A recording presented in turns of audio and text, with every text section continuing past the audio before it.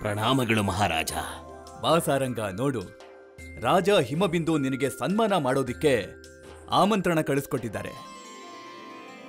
ಯಾವ ರಾಜದ ಕಣ್ಣು ಸದಾ ವಿಜಯನಗರದ ಸಿಂಹಾಸನದ ಮೇಲಿತ್ತೋ ಅವನು ಸನ್ಮಾನ ಮಾಡೋದಿಕ್ಕೆ ಆಮಂತ್ರಣ ಕೊಟ್ಟಿದ್ದ.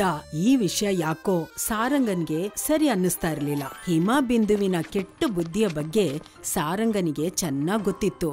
ಅದಕ್ಕೆ ಸಾರಂಗ ಒಂದು ಉಪಾಯ ಮಾಡ್ದ. ಯಾವಾಗ ಸಾರಂಗ ರಾಜನ ಭೇಟಿ ಮಾಡೋದಿಕ್ಕೆ ಸೈನಿಕರ ಜೊತೆ ಹೋಗ್ತಾನೆ, ಆಗ ಜೊತೆಯಲ್ಲಿ ಬುದ್ಧಿವಂತರು ಸೈನಿಕರು ಇರ್ಲಿ ಅಂತ ವೇಷ ಬದಲಾಯಿಸ್ಕೊಂಡು ಸೈನಿಕರನ್ನ ಹುಡುಕ್ತಾ ಇರ್ತಾನೆ.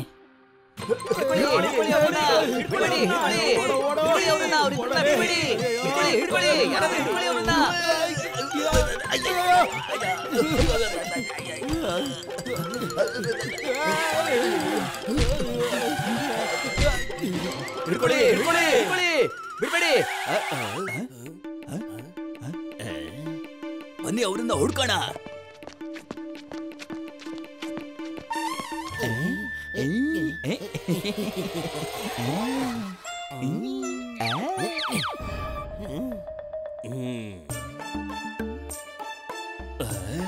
ಅವರು ಆ ಕಡೆ ಏನು ಹೋಗಿಲ್ಲ ತಾನೇ? ಅವ್ರು ಬಂದ್ಬಿಟ್ರು.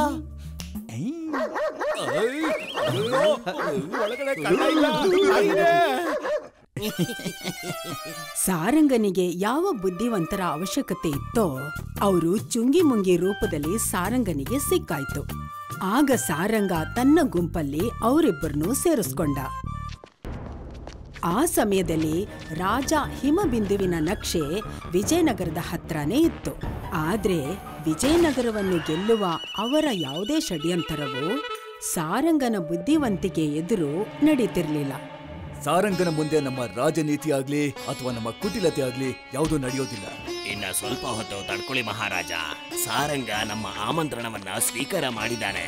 ನಾವು ಅವನಿಗೆ ಹೇಗೆ ಆಸೆ ತೋರಿಸ್ಬೇಕು ಅಂದ್ರೆ ಅವನು ಇಲ್ಲ ಅಂತ ಹೇಳೋದಿಕ್ಕಾಗ್ಲೇಬಾರ್ದು.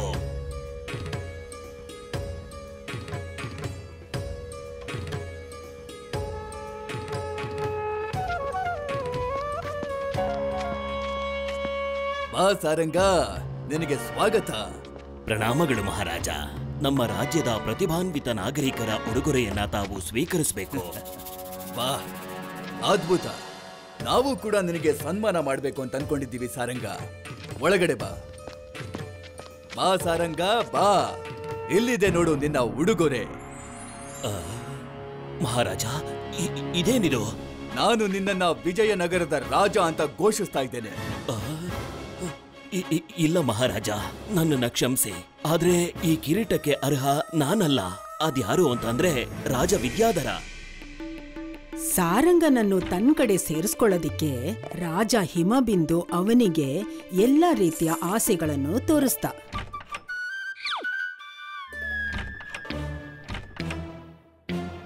ಇದನ್ ತಗೋ ಸಾರಂಗ. ಬೇಡ ಮಹಾರಾಜ. ಇನ್ನಷ್ಟು ತೋರಿಸಿ.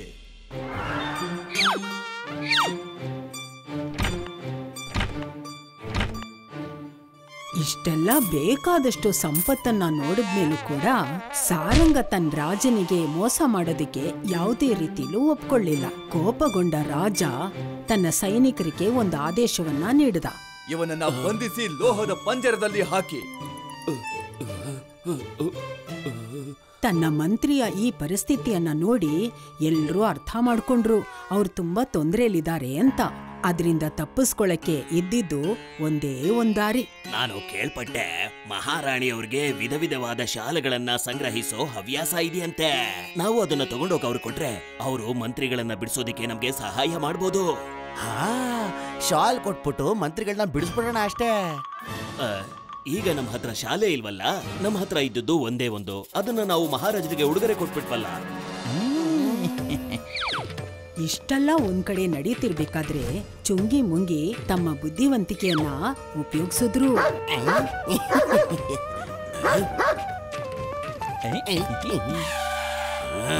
ಸದ್ದು ಇಲ್ಲಿಂದ ತಾನೇ ಬರ್ತಾ ಇದ್ದಿದ್ದು. ಅಲ್ಲಿ ನೋಡೋಣ.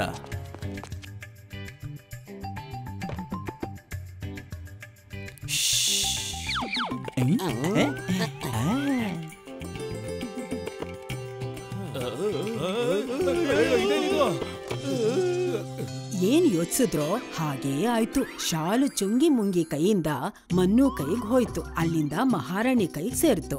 ವಾ, ಇಷ್ಟು ಮೆತ್ತಗಿರೋ ಮತ್ತೆ ಬೆಚ್ಚಗಿರೋ ಅಂತ ಶಾಲ್ನ ನಾನು ಇಲ್ಲಿವರೆಗೆ ನೋಡೇ ಇಲ್ಲ. ಹೇಳು, ಎಷ್ಟು ಬೆಲೆ ಇದ್ರದು? ಮನ್ನು ಶಾಲಿನ ಬೆಲೆಗೆ ಬದಲಾಗಿ ಮಂತ್ರಿಯನ್ನ ಬಿಟ್ಕೊಡು ಅಂತ ಕೇಳಿದ. ಹಾ, ಹೌದಾ? ಸರಿ. ರಾತ್ರಿ ಆಗ್ತಿದ್ದ ಹಾಗೆ ರಾಜ ಮಹಾರಾಣಿ ಕೈಯಿಂದ ಮಾಡಿರೋ ಅಡಿಗೆನ ತಿಂದು ಮುಗಿಸ್ದ. ನಾನೇನ್ ಹೇಳ್ತೀನಿ ಅಂದ್ರೆ ಅವ್ರನ್ನ ಬಿಟ್ಬಿಡಿ ಅಲ್ಲ. ನಾಳೆ ಮಾತಾಡೋಣ. ನನ್ ಮಾತ್ ಕೇಳಿ, ಅವ್ರನ್ನ ಬಿಟ್ಬಿಡೋಣ ನಾವು.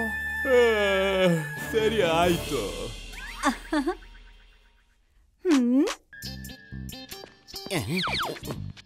ಬೆಳಿಗ್ಗೆ ಆಗ್ತಿದ್ದ ಹಾಗೆ ಮಂತ್ರಿ ಸಾರಂಗ ಅವರನ್ನ ನೀವು ಬಿಟ್ಬಿಡ್ಬೇಕು. ಏನು?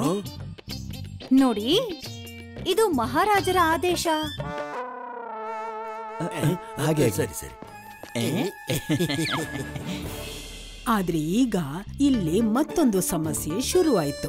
ಅವರು ಬೆಳಗಾಗೋಕ್ಕೂ ಮುಂಚೆ ಇಲ್ಲಿಂದ ಹೊರಡಬೇಕಾಗಿತ್ತು. ಯಾಕೆಂದ್ರೆ ಬೆಳಗಾಗೋಷ್ಟ್ರಲ್ಲಿ ಇವ್ರ ರಹಸ್ಯ ಬಯಲಾಗ್ಬಿಡ್ತಿತ್ತು. ಯಾಕೆಂದ್ರೆ ಯಾವ ಶಾಲ್ನಿಂದ ಮಂತ್ರಿಯನ್ನ ಬಿಡಿಸಿದ್ರೋ ಆ ಶಾಲು ರಾಜನಿಗೆ ಉಡುಗೊರೆಯಾಗಿ ಸಿಕ್ಕಿತ್ತು. ಇಂಥ ಸಮಯದಲ್ಲಿ ಮುಂಗಿಗೆ ಒಂದು ಉಪಾಯ ಹೊಳಿತು.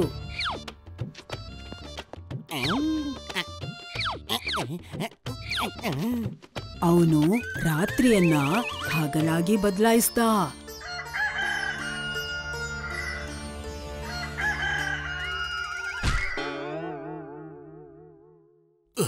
ಇವತ್ತ್ಯಾಕೋ ತುಂಬಾ ಬೇಗ ಬೆಳಕಾಗೋಯ್ತಲ್ಲ. ಹುಂಜ ಕೂಗುವ ಸದ್ದಿನಿಂದ ಸೈನಿಕರು ಮಾತ್ರವಲ್ಲ, ಹಿಮಬಿಂದು ಕೂಡ ಎಚ್ಚರ ಆದ. ಈಗ ಕೋಳಿ ಕೂಗಾಯ್ತಲ್ಲ, ಈಗ ನೀವು ಮಂತ್ರಿಗಳನ್ನ ಬಿಟ್ಬಿಡ್ತೀರಾ? ಹಾ ಸರಿ ಸರಿ.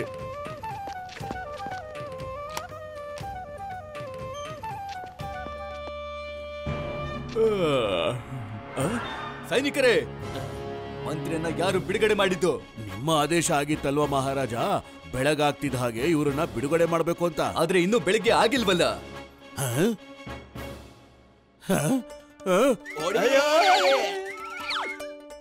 ಹಿಡೀರಿ ಅವನನ್ನ.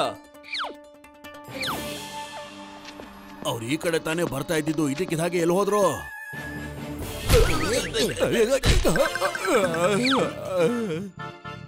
ಆದಷ್ಟು ಬೇಗ ಹುಡುಕಿ ಅವನನ್ನ.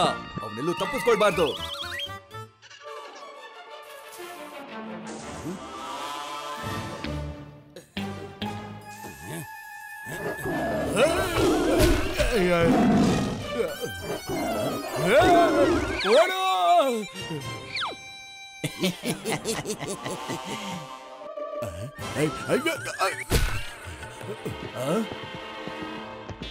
ಅಯ್ಯೋ ಓಡ್ರೋ, ರಾಜ ಬಂದ್ಬಿಟ್ಟ.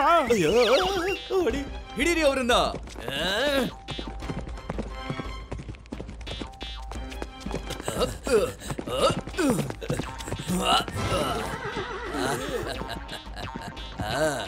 ನಿನ್ನ ಈ ನಗು ಈಗ ಯಾವುದೇ ಪ್ರಯೋಜನಕ್ಕಿಲ್ಲ ಸಾರಂಗ.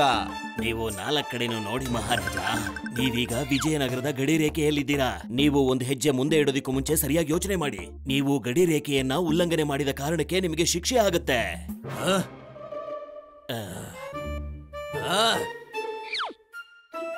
ಈ ರೀತಿಯಾಗಿ ಸಾರಂಗ ಮತ್ತೆ ಚುಂಗಿ ಮುಂಗಿ ಇಬ್ರು ರಾಜನ ಷಡ್ಯಂತ್ರ ವಿಫಲ ಮಾಡಿದ್ರು. ಇದೇ ಖುಷಿಗೆ ನನ್ನ ಕಡೆಯಿಂದ ನಿಮ್ಗೆಲ್ರಿಗೂ ಎಳೆದಿರೋ ಅಮ್ಮ. ತಗೊಳ್ಳಿ, ನಿಮಗೂ ಕೂಡ. ಉಪ್ಪಿ, ನಾನು ಹಿಮಬಿಂದು ರಾಜನ ತರ ಯಾಮಾರೋದಿಲ್ಲ ಗೊತ್ತಾ? ನನಗೆ ಗೊತ್ತು ಇದು ನೀನೇ ಅಂತ.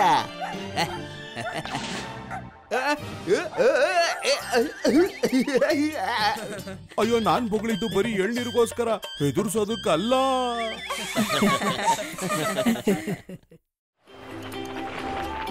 ಚಿರು, ಸ್ವಲ್ಪ ಕೇಳಿಸ್ಕೊ ಕಂದ. ಚಿರು, ಚಿರು, ಬಂದೆ ಅಜ್ಜಿ. ಏನ್ ಹುಡ್ಗನೋ ಏನೋ. ಏನಾಯ್ತು ಅಜ್ಜಿ? ನಿನ್ ಗಮನ ಎಲ್ಲಪ್ಪ ಇರತ್ತೆ? ಅಜ್ಜಿ, ಅಮ್ಮನ್ ಕತೆ ಓದಿದ್ರೆ ದೊಡ್ಡ ದೊಡ್ಡ ವ್ಯಕ್ತಿಗಳೇ ಕಳ್ದು ಹೋಗ್ತಾರೆ. ಹಾಗಿರುವಾಗ ನಾನ್ ಯಾವ ಲೆಕ್ಕ ಹೇಳಿ? ಕೆಲವೊಂದ್ಸಲ ಅಮ್ಮನ್ ಕತೆ ಓದ್ತ್ಯಾ, ಇನ್ನು ಕೆಲವೊಂದ್ಸಲ ಅಮ್ಮನ್ ಕತೆ ಕೇಳ್ಬೇಕು ನಿನ್ಗೆ. ಅಯ್ಯೋ ಕೆಲವೊಂದ್ಸಲನಾದ್ರೂ ನನ್ ಮಾತ್ ಕೇಳಿಸ್ಕೊಳಪ್ಪ. ಕೇಳಿಸ್ತು ಅಜ್ಜಿ, ಕೇಳಿಸ್ತು. ನೀವು ಕೇಳಿದ್ದು ನೀರ್ ತಾನೆ? ತಗೊಳ್ಳಿ ನೀರು. ನೀರಲ್ಲ ಚಿರು, ಔಷಧಿ. ರತ್ನಾಗೆ ಹುಷಾರಿಲ್ಲ. ನೀನ್ ಇಲ್ಲೇ ಕೂತಿರು, ನಾನ್ ಹೋಗಿ ಇವಳಿಗೆ ಔಷಧಿ ತರ್ತೀನಿ. ಬೇಡ ಅಮ್ಮ, ನೀವ್ ಇಲ್ಲೇ ಕೂತ್ಕೊಳ್ಳಿ. ನಾನ್ ಬೇಗ ಸೈಕಲ್ ಅಲ್ಲಿ ಹೋಗಿ ಔಷಧಿ ತಗೊಂಡ್ಬರ್ತೀನಿ. ಹಾಗೆ ಆಗ್ಲಿ. ಬೇಗ ಬಾ, ಮರಿಬೇಡ ನೀನು. ತಗೋ ದುಡ್ಡನ್ನ. ಚಿರು ಯಾವ್ದನ್ನು ಮರೆಯಲ್ಲ ಅಜ್ಜಿ. ನಾನ್ ಹೀಗ್ ಹೋಗಿ ಹೀಗ್ ಬರ್ತೀನಿ. ಅಲ್ಲಿವರೆಗೂ ನೀವು ಆರಾಮಾಗಿರಿ. ಗೊತ್ತಿಲ್ಲ ಈ ಹುಡುಗನ್ ಗಮನ ಯಾವಾಗ್ಲೂ ಎಲ್ಲಿರುತ್ತೋ ಏನೋ. ವಾ ವಾ, ಎಂತ ಸುವಾಸನೆ. ಜಿಲೇಬಿ. ಇವಾಗ ನಾನೇನಾದ್ರೂ ಜಿಲೇಬಿ ತಿಂದಿರ ಇಲ್ಲಿಂದ ಹೊರಟೋದ್ರೆ ಜಿಲೇಬಿ ಬೇಜಾರ್ ಮಾಡ್ಕೊಳುತ್ತೆ. ಅಂಕಲ್, ಬಿಸಿ ಬಿಸಿಯಾದ ಜಿಲೇಬಿ ಕೊಡಿ. ಅಲ್ವೇಡು, ಚಿರು ಒಬ್ನೇ ಜಿಲೇಬಿ ತಿಂತಾ ಇದ್ದಾರೆ. ಅರೆ ಚಿರು, ಇಲ್ಲೇನ್ ಮಾಡ್ತಾ ಇದ್ಯಾ? ಸ್ವೀಟ್ ಅಂಗಡಿಯಲ್ಲಿ ನಾನು ತರಕಾರಿ ತಗೊಳಕ್ ಬಂದಿದ್ದೀನಿ. ಕಾಣಿಸ್ತಿಲ್ವಾ ನಾನ್ ಜಿಲೇಬಿ ತಿಂತಿದ್ದೀನಿ? ಚಿರೋಣ, ನನ್ಗೂ ಕೊಡಿ. ಹಾ ಹಾ ಕೊಡ್ತೀನಿ, ತಗೊಳ್ಳಿ. ಎಷ್ಟು ಬೇಕೋ ತಗೊಳ್ಳಿ. ಅಯ್ಯೋ, ನನ್ಗೂ ಯಾರಾದ್ರೂ ಕೇಳಿ. ಜಿಲೇಬಿ ನೋಡಿ ನಾಲ್ಗೆಲ್ ನೀರ್ ಬರ್ತಾ ಇದೆ. Thank you.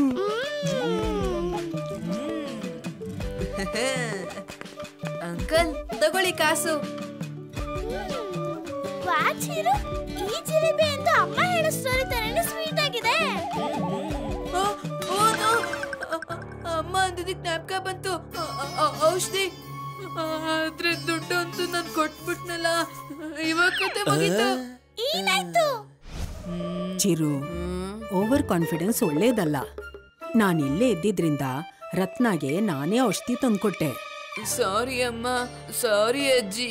ಇನ್ ಮುಂದೆ ನಾನು ಯಾವತ್ತೂ ಹೀಗ್ ಮಾಡಲ್ಲ. ಏನಾಯ್ತು ಚಿರು? ಅಲ್ಲಿಂದ ಯಾಕೆ ಇಷ್ಟು ಬೇಗ ಓಡ್ ಬಂದೆ? ಇನ್ನು ಏನಾಗ್ಬೇಕು? ಒಂದು ಕೆಲ್ಸ ಕೊಟ್ಟಿದ್ದೆ, ಅದನ್ನು ಮರ್ತು ಬಿಟ್ಟ. ಪರವಾಗಿಲ್ಲ ಬಿಡೋ ರತ್ನ.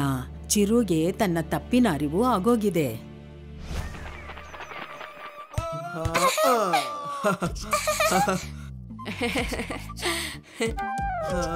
ಚಿರೋಣ್ಣ, ಬನ್ನಿ ಆಟ ಆಡೋಣ. ಇಲ್ಲ ಇಲ್ಲ, ನಾನ್ ಟಿವಿ ನೋಡ್ಬೇಕು. ಇಷ್ಟು ಜೋರಾಗಿ ಬಾಲ್ನ ಯಾರು ಓದಿತಾರೆ?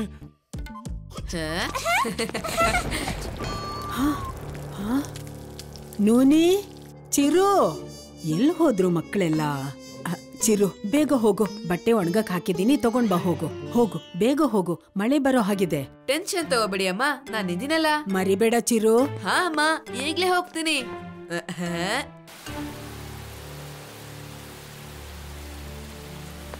ಹಾ, ಓಹೋ, ಎಲ್ಲ ಬಟ್ಟೆನೂ ನೆಂದ್ ಹೋಯ್ತು. ಈ ಚಿರು ಇದಾನಲ್ಲ. ಚಿರು, ಚಿರು, ನಾನ್ ನಿಂಗ್ ಬಟ್ಟೆ ಎಲ್ಲ ಎತ್ಕೊಂಬರಕ್ ಹೇಳಿದ್ದೆ ತಾನೆ? ಅದು ಸಾರಿ ಅಮ್ಮ, ನಾನ್ ಮರ್ತು ಹೋಗ್ಬಿಟ್ಟೆ. ಅಮ್ಮ, ಇವನ್ ಹೆಸರಂತೂ ಮಿಸ್ಟರ್ ಮರ್ಗುಳೆ ಇರ್ಬೇಕಿತ್ತು, ಚೀರು ಅಂತಲ್ಲ.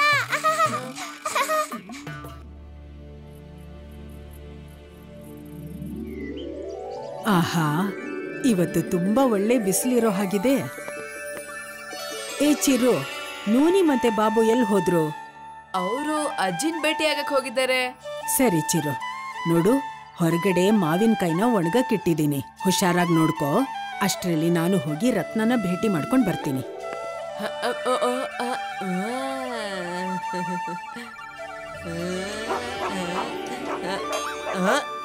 ಏನಾಯ್ತು ಗೋಪಿ? ಒಂದ್ ನಿಮಿಷ ಇರು, ಬರ್ತಿದ್ದೀನಿ. ಗೇಮ್ ಇನ್ನೇನ್ ಮುಗ್ದೋಗುತ್ತೆ. ಈ ಗೋಪಿ ಇದಾನಲ್ಲ, ಒಂದ್ ನಿಮಿಷನೂ ಸುಮ್ನಿರಕ್ಕಾಗಲ್ವಾ ನಿನ್ಗೆ? ಹೋಗು ಇಲ್ಲಿಂದ. ಅಯ್ಯೋ, ನಾನು ಕರೆದಿದ್ದು ಇದಕ್ಕೆ.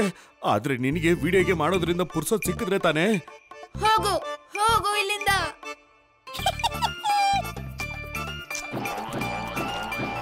ಈಗ ನೀನೇ ಅಮ್ಮಂಗ್ ಉತ್ತರ ಕೊಟ್ಕೋ. ಮೊದ್ಲೇ ನನ್ ಮಾತು ಕೇಳಿದಿದ್ರೆ ಹೀಗೆಲ್ಲ ಆಗ್ತಿರ್ಲಿಲ್ಲ. ಬೇಜವಾಬ್ದಾರಿ ಚಿರು. ಚಿರು, ಮತ್ತೆ ಎಡವಟ್ ಮಾಡಿದ್ಯಾ? ಈ ಹುಡುಗನಿಗೆ ಯಾವಾಗ ಬುದ್ಧಿ ಬರುತ್ತೋ ಏನೋ ಗೊತ್ತಿಲ್ಲ. ಸಾರಿ ಅಮ್ಮ. ಸಾರಿ ಹೇಳಿದ್ರೆ ಮುಗ್ದೋಯ್ತಾ? ನೀನ್ ಮತ್ತೆ ಮತ್ತೆ ತಪ್ಪು ಮಾಡಿ ಸುಳ್ಳು ಹೇಳೋದನ್ನ ಬಿಟ್ಟು ಸಾರಿ ಹೇಳೋದನ್ನ ನಿಲ್ಲಿಸ್ಬೇಕು. ನೀನ್ ಸಾರಿ ಹೇಳಿದ ತಕ್ಷಣ ಮಾವಿನಕಾಯಿ ಏನ್ ಬಂದ್ಬಿಡಲ್ಲ. ನಾನ್ ನಿಂಗೊಂದು ಐಡಿಯಾ ಕೊಡ್ತೀನಿ. ಪದೇ ಪದೇ ಸಾರಿ ಹೇಳೋದಕ್ಕಿಂತ ನಿನ್ ಸಾರಿ ಏನೋ ಬೋರ್ಡೆ ಹಾಕು ಬಿಡು, ಆಗ ಎಲ್ರಿಗೂ ಗೊತ್ತಾಗುತ್ತೆ.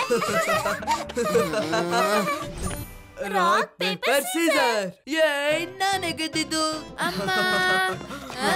ಏನಾಯ್ತು? ಯಾಕೆ ಹಾಕೋಗ್ತಿದ್ಯಾ? ಈಗ ಯಾರನ್ನ ನಷ್ಟ ಮಾಡ್ದೆ? ಅಮ್ಮ, ನಾಳೆ ಸ್ಕೂಲಲ್ಲಿ ನನಗ್ ಪಿಕ್ನಿಕ್ ಕರ್ಕೊಂಡು ಹೋಗ್ತಿದ್ದಾರೆ. ಎಲ್ರಿಗೂ ಕೂಡ ಅವ್ರವ್ರ ಮನೆಯಿಂದ ಊಟ ಮಾಡಿಸ್ಕೊಂಡ್ ಬರ್ಬೇಕು ಅಂತ ಹೇಳಿದಾರೆ ಅಮ್ಮ. ಅರೆ ವಾ, ಬರೀ ವಾ ಅಂತ ಹೇಳಿದ್ರೆ ಕೆಲ್ಸ ಆಗಲ್ಲ ಅಮ್ಮ. ನೀವು ನನ್ಗೋಸ್ಕರ ಸಾಂಬಾರ್ ಮಾಡ್ಬೇಕಾಗತ್ತೆ. ಯಾಕಂದ್ರೆ ನಾನು ಎಲ್ರಿಗೂ ಹೇಳಿದೀನಿ ನಾನು ವರ್ಲ್ಡ್ಸ್ ಬೆಸ್ಟ್ ಸಾಂಬಾರ್ ತಗೊಂಡ್ಬರ್ತೀನಿ ಅಂತ. ಹೌದೇನು? ಸರಿ.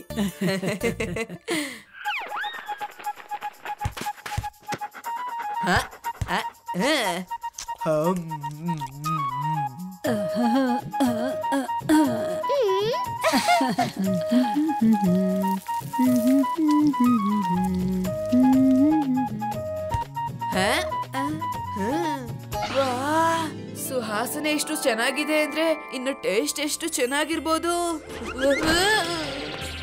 ಚಿರು, ಇನ್ನೊಂದ್ ಸ್ವಲ್ಪ ಹೊತ್ತಲ್ಲಿ ಸಾಂಬಾರ್ ರೆಡಿ ಆಗತ್ತೆ. ನಾನ್ ಅದ್ರಲ್ಲಿ ಎಲ್ಲಾನು ಹಾಕಿದ್ದೀನಿ. ಸ್ವಲ್ಪ ಹೊತ್ತು ಬಿಟ್ಟು ನೀನು 5 ಸ್ಪೂನು ಉಪ್ಪು ಹಾಕ್ಬಿಡು. 5 ಸ್ಪೂನು ಉಪ್ಪು ಹಾಕ್ಬಿಡು. 5 ಸ್ಪೂನು ಉಪ್ಪು ಹಾಕ್ಬಿಡು. ಹಾ, ಅಷ್ಟ್ರಲ್ಲಿ ನಾನು ದೇವಸ್ಥಾನಕ್ಕೆ ಹೋಗಿ ಬರ್ತೀನಿ. ಆಯ್ತು ಅಮ್ಮ, ಅಲ್ಲಿವರೆಗೂ ನಾನು ಆಟ ಆಡ್ತಿರ್ತೀನಿ. ಅಯ್ಯೋ, ಈ ಗೋಪಿ ಎಲ್ಲೋದ? ಗೋಪಿ, ಅಯ್ಯೋ ನಿಂತ್ಕೋ. ಚಿರು, ಚಿರು, ಈ ಹುಡುಗ ಎಲ್ಲಿಗೆ ಹೋದ ಮತ್ತೆ? ನನಗ್ ಖಂಡಿತ ಗೊತ್ತಿರತ್ತೆ ಅವನು ಸಾಂಬಾರ್ಗೆ ಉಪ್ಪು ಹಾಕಿರಲ್ಲ ಅಂತ. ನಾನೇ ಹಾಕ್ಬಿಡ್ತೀನಿ. 1 2. ವಾ, ಅಮ್ಮ ಮಾಡಿರೋ ಸಾಂಬಾರ್ ಪರಿಮಳ ಅಂತೂ ಸಖತ್ತಾಗಿದೆ. ಈ ಮರಗುಳಿ ಚೀರೋ ಅಂತಿದ್ದಕ್ಕೆ ಉಪ್ಪು ಹಾಕಿಲ್ಲ ಅನ್ಸುತ್ತೆ. ಉಪ್ಪಿಲ್ದಿರೋ ಸಾಂಬಾರ್ನ ನಂಗೆ ತಿನ್ನಕ್ ಇಷ್ಟ ಇಲ್ಲಪ್ಪ. ನಾನೇ ಹಾಕ್ಬಿಡ್ತೀನಿ. 1 2.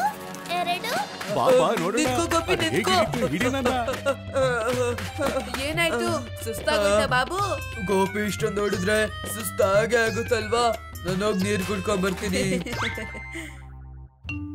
ಅರೆ ವಾ, ಏನ್ ಸುವಾಸನೆ ಇದೆ ಸಾಂಬಾರ್ದು. ಆಟ ಆಡೋ ಗುಂಗಲ್ಲಿ ಚಿರೋಣ ಉಪ್ಪು ಹಾಕೋದನ್ನ ಮರ್ತೋಗ್ಬಿಟ್ಟಿದ್ದಾರೆ ಅಂತ ಅನ್ಸುತ್ತೆ. ಅವರಂತೂ ಎಲ್ಲಾನು ಮರ್ತೋಗ್ತಾರೆ.